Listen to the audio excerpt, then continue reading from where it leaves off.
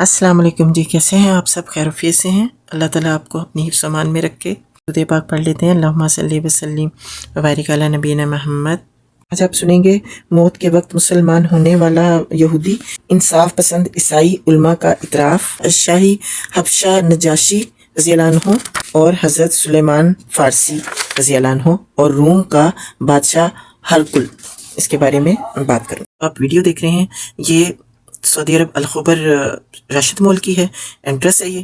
تو میری نند کی بیٹی آئی ہوئی تھی، ان کا بیٹا آیا ہوا تھا ماشاءاللہ سے مکہ سے، تو ان کو لے کر گئے تھے راشد مول دکھانے کے لیے۔ تو یہ سارا ویو ہے، آپ دیکھیے گا اور انجوائے کیجیے گا۔ جزاک اللہ خیر۔ میں پڑھتی ہوں، موت کے وقت مسلمان ہونے والا یہودی۔ رسول اللہ صلی اللہ علیہ وآلہ وسلم، ابو بکر اور عمر رضی اللہ عنہ ایک یہودی شخص کے پاس سے گزرے تو وہ تورات کھولے پڑھ رہا تھا۔ اس کا مقصد اپنے آپ کو تسلی دینا تھا کہ کیونکہ اس کا انتہائی خوبصورت جوان بیٹا موت و حیات کی کشمکش میں مبتلا تھا۔ رسول اللہ صلی اللہ علیہ وآلہ وسلم نے اس سے فرمایا، میں تجھے اللہ کا واسطہ دے کر پوچھتا ہوں جس نے تورات نازل فرمائی ہے، کیا تم اس کتاب میں میری صفات اور میری نبوت کی خبر پاتے ہو؟ اس نے نفی میں سر ہلا دیا۔ اس کا بیٹا کہنے لگا، اللہ کی قسم جس نے تورات نازل فرمائی ہے، ہم آپ کی صفات اور نبوت کا تذکرہ اپنی کتاب میں پاتے ہیں۔ میں گواہی دیتا ہوں کہ اللہ تعالیٰ کے سوا کوئی معبود برحق نہیں اور آپ اللہ کے رسول ہیں۔ پھر وہ فوت ہو گیا تو رسول کریم صلی اللہ علیہ وآلہ وسلم نے ابو بکر سے فرمایا، آقیم الیہودیہ ان آخیکم، اس یہودی کو اپنے مسلمان بھائی کی میت سے دور کر دو۔ پھر آپ نے اسے خود کفن پہنایا، حنوط لگایا اور اس کا جنازہ پڑھایا۔ یہودی علماء کے اعتراف کی یہ 3 مثالیں ہیں کہ حضرت محمد صلی اللہ علیہ وآلہ وسلم اللہ تعالیٰ کے سچے نبی اور رسول ہیں اور آپ کی صفات تورات میں موجود ہیں، اور یہودی آپ کو اس طرح پہچانتے ہیں جس طرح اپنے بیٹوں کو شاد باری تعالیٰ ہے۔ وَقَوْلِ الْحَقُّ مِن رَبِّكُمْ فَمَنْ شَاءَ فَلْيُؤْمِنْ وَمَنْ شَاءَ فَلْيَكْفُرْ، اور کہہ دیجئے یہ حق تمہارے رب کی طرف سے ہے، پھر جو چاہے ایمان لائے اور جو چاہے کفر کرے۔ موت کے وقت مسلمان ہونے والے یہودیوں میں سے ایک وہ ہے جس کا تذکرہ حضرت انس رضی اللہ عنہ کی ہدایت میں آیا ہے۔ وہ فرماتے ہیں، ایک یہودی لڑکا رسول اللہ صلی اللہ علیہ وآلہ وسلم کی خدمت کیا کرتا تھا۔ وہ بیمار ہو گیا تو رسول اللہ صلی اللہ علیہ وآلہ وسلم مزاد پرسی کے لیے اس کے پاس تشریف لے گئے۔ آپ اس کے سرہانے بیٹھ گئے اور اس سے فرمانے لگے، تو مسلمان ہو جا۔ اس نے اپنے باپ کی طرف دیکھا، وہ بھی پاس بیٹھا تھا۔ باپ کہنے لگا، ابو القاسم صلی اللہ علیہ وسلم کی بات مان لو۔ چنانچہ وہ مسلمان ہو گیا۔ نسائی کی روایت میں ہے کہ یہ بچہ کہنے لگا، اشہد ان لا الہ الا اللہ و اشہد ان محمد عبدہ و رسولہ و ان محمد رسول اللہ، میں گواہی دیتا ہوں کہ بے شک اللہ کے سوا کوئی معبود برحق نہیں اور بے شک محمد صلی اللہ علیہ وآلہ وسلم اللہ کے رسول ہیں۔ یہ سنتے ہی نبی کریم صلی اللہ علیہ وآلہ وسلم یہ فرماتے ہوئے اٹھ کھڑے ہوئے، الحمدللہ الذی انقذہ من النار، اللہ کا شکر ہے کہ اس نے اسے آگ سے بچا لیا۔ سبحان اللہ۔ انصاف پسند عیسائی علماء کا اعتراف۔ عیسائی حضرات کو دعوت اسلام دینے کے سلسلے میں سب سے بہتر بات یہی ہے کہ ان کے سامنے ان انصاف پسند عیسائی علماء کے اعترافات پیش کیے جائیں جنہیں اللہ تعالیٰ نے اسلام لانے کی توفیق دی۔ اللہ تعالیٰ کا یہ فرمان اسی قبیل سے ہے، وَشَاهِدَ شَاهِدٌ مِّنْ أَهْلِهَا، اور عورت کے اہل خانہ میں سے ایک شاہد نے گواہی دی۔ شاہ حبشہ نجاشی رضی اللہ عنہ حضرت جعفر بن ابی طالب رضی اللہ عنہ نے نجاشی کو سورہ مریم کی ابتدائی آیات پڑھ کر سنائی تو وہ رو پڑے، اس قدر روئے کہ ان کی داڑھی گیلی ہو گئی۔ پادریوں نے قرآن سنا تو وہ بھی رونے لگے۔ نجاشی نے وفد سے پوچھا، تمہارے نبی صلی اللہ علیہ وآلہ وسلم عیسیٰ بن مریم کے بارے میں کیا کہتے ہیں؟ حضرت جعفر کہنے لگے آپ وہی کہتے ہیں جو اللہ تعالیٰ نے فرمایا ہے کہ وہ اللہ کی بھیجی ہوئی روح اور اس کا حکم ہے۔ اللہ تعالیٰ نے انہیں کنواری مریم سے پیدا کیا، کوئی مرد ان کے قریب تک نہ گیا۔ نجاشی نے زمین سے ایک تنکا اٹھایا اور اسے بلند کر کے کہنے لگا اے میرے پادریوں اور راہیوں، یہ نبی بھی بیانہ وہی کہتے ہیں جو تم حضرت عیسیٰ کے بارے میں کہتے ہو، اس تنکے جتنی بھی کمی بیشی نہیں۔ پھر وہ وفد سے کہنے لگے میں تم سب کو خوش آمدید کہتا ہوں اور اس ذات اقدس صلی اللہ علیہ وآلہ وسلم کو بھی جن کے پاس سے تم آئے ہو، میں گواہی دیتا ہوں کہ وہ یقیناً اللہ کے رسول ہیں اور وہی شخصیت ہیں جن کی خوشخبری حضرت عیسیٰ علیہ السلام نے دی تھی۔ اگر میں حکومت کے بکھیڑوں میں نہ پھنسا ہوتا تو میں ضرور ان کی خدمت میں حاضر ہوتا اور آپ کے مبارک جوتوں کو بوسے دیتا۔ سبحان اللہ۔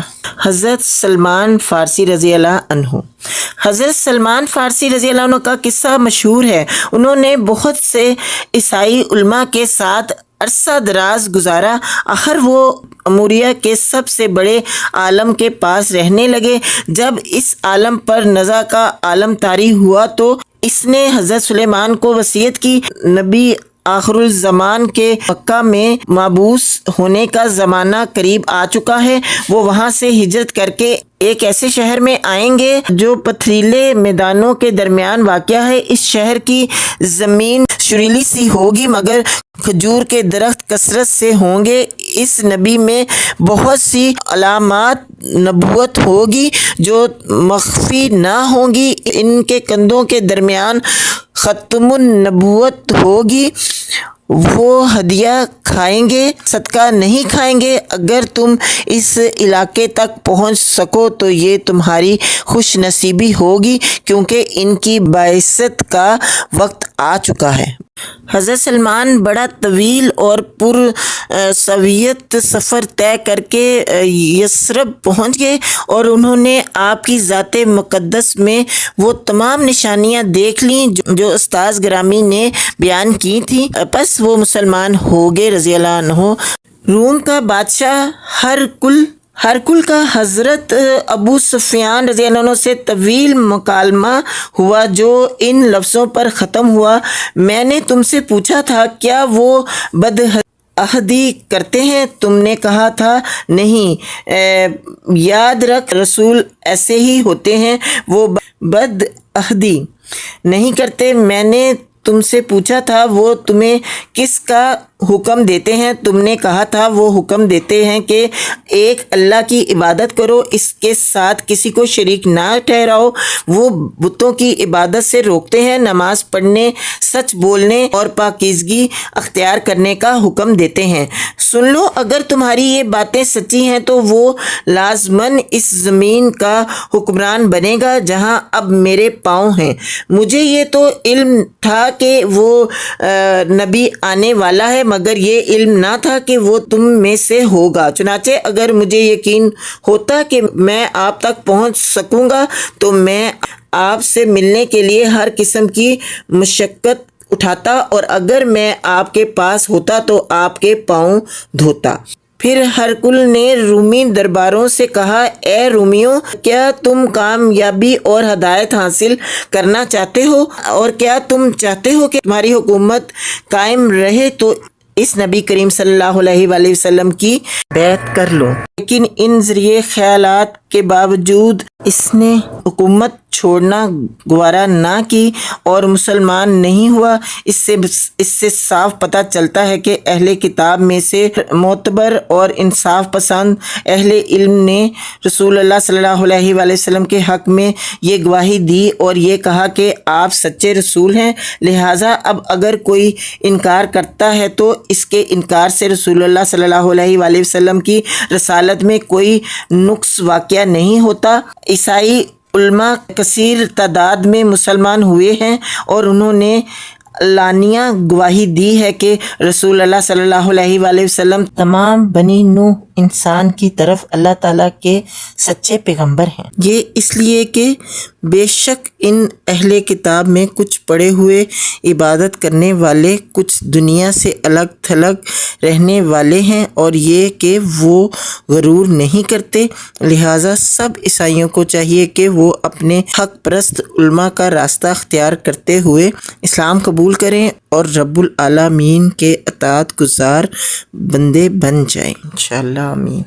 الحمدللہ آج یہود و نصارہ کے انصاف پسند علماء کا اعتراف رسالت کمپلیٹ ہو گیا ہے۔ نیکسٹ کس ویڈیو میں انشاءاللہ رسول اللہ صلی اللہ علیہ وآلہ وسلم کے آخری اعمال حسنہ پڑھوں گی۔ نبی پاک صلی اللہ علیہ وآلہ وسلم کی بات ہے، اس کو شیئر کرنا نہ بھولیے گا، سبسکرائب بھی ضرور کیجیے گا۔ اللہ تعالیٰ آپ کو ہمیشہ خوش و آباد رکھے، اپنا بہت خیال رکھیں۔ اللہ حافظ۔